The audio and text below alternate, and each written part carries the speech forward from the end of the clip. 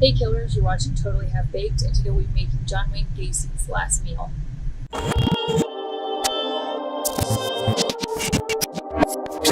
John Wayne Gacy was a serial killer and rapist who sexually assaulted, abused, and murdered at least 33 young men and teenage boys.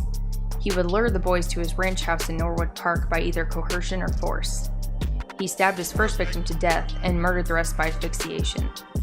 Most of the boys were buried in the crawl space of his home, but 3 of the victims were found buried elsewhere on his property.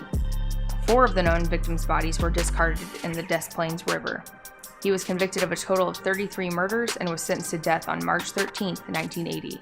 He spent 14 years on death row and was executed by lethal injection on May 10, 1994. We're going to start by making fried shrimp. And I've made this once before for Marco Allen Chapman's last meal, so check out that video if you want a more detailed how-to.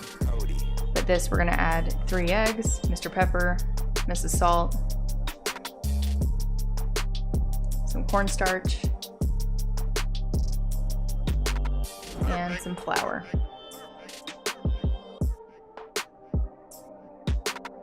And this will just make the wet batter. Oh, and a little bit of water. And some more flour. The batter should be somewhat thick. And we're going to add traditional panko breadcrumbs. You can season them however you like. I add red pepper flakes and Italian seasoning.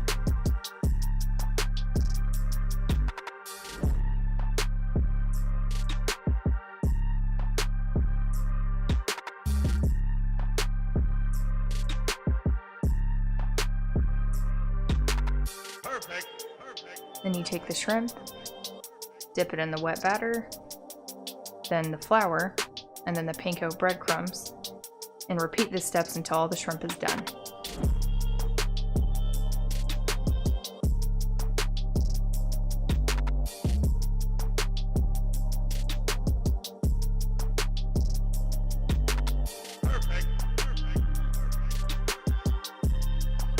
Now to fry the shrimp, fill up a pan or pot about 1/3 of the way with oil and fry the shrimp in small batches until they turn golden brown.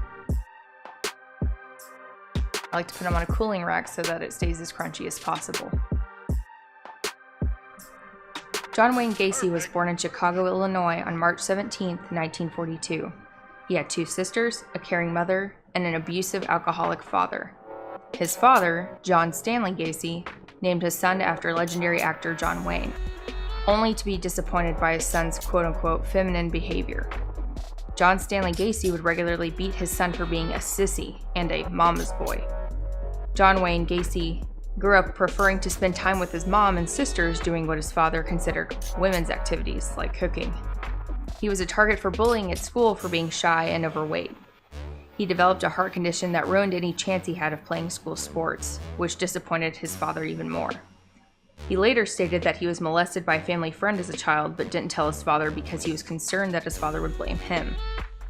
At 18, Gacy began getting involved in politics, working as an assistant precinct captain for a Democratic Party candidate. In 1962, Gacy moved to Las Vegas, Nevada to get away from his father and worked in a mortuary, where he later admitted to fondling the body of a young boy. He said he was shocked by his own actions and asked his mother if he could come home. Gacy enrolled and graduated from Northwestern Business College and got a job as a shoe salesman in Springfield, Illinois. Now we're going to make French fries. Peel potatoes, cut them in any fry size you want, and we're going to give them an ice water bath to help get rid of some of the starch. Let that cool for about 30 minutes to an hour. Rinse off the starch water and put them on a paper towel to get them as dry as possible. I'm going to transfer them to this bowl and fill up another pot of oil, and you're going to fry it the first time at 300 degrees in small batches. Then you're going to fry them a second time at 400 degrees for about 4 minutes each. And now take them out, put them on a rack, and had a healthy amount of salt. John Wayne Gacy was promoted to a manager in his department at the shoe store. That's when he met his future wife, Marilyn Myers. The couple dated for 9 months. During this time, Gacy joined the United States Junior Chamber of Commerce, also known as JC's. Marilyn and Gacy got engaged, and his new father-in-law allowed him to manage 3 of the KFCs that he owned in Waterloo, Illinois. Gacy successfully managed the KFCs and moved up the food chain in the JC organization, even serving on the board of directors. He and his wife also had 2 kids. On the outside, everything seemed normal. However, behind closed doors, Gacy and his wife hosted parties for JC members, involving wife swapping, pornography, drug use, and prostitution. Gacy's first known offense was the sexual assault of Donald Voorhees. He invited the 15-year-old boy over to drink and share his pornography collection. After serving Donald multiple drinks, he assaulted him. Many victims followed in a similar manner. After a while, Donald told his father, who was another JC's member. Gacy was subsequently arrested and only served 18 months of a 10-year sentence and was let go on a 12-month probation, after which he moved back to Chicago. His wife quickly divorced him after his conviction. What followed were years of sexual assaults against young men and teenage boys. Get a pound of strawberries. Perfect.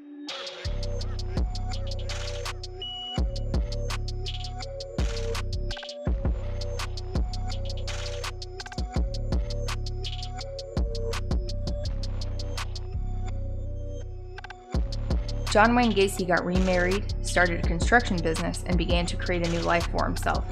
He became involved in his community and joined a local moose club, as well as the Jolly Joker Clown Club, which aided in charitable events by performing as a clown for children.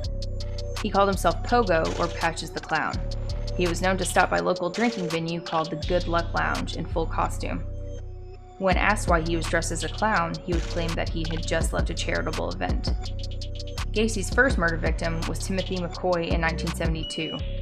He picked up McCoy from a bus station and offered food and shelter. After spending hours in Gacy's home, Timothy was stabbed to death. He then buried the boy's body in the crawl space under his home.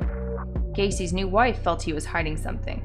She found gay pornography and caught him bringing young men to their garage late at night. The couple divorced in 1976.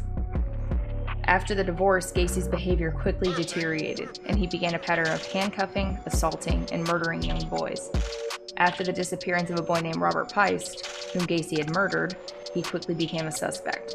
After a long period of being under constant surveillance and the police successfully getting a warrant to search Gacy's property, he finally cracked and confessed to his crimes. John Wayne Gacy's last meal consisted of a bucket of KFC chicken, a pound of strawberries, fried shrimp, and French fries. Thanks for watching. Like, subscribe, and comment below what your last meal would be.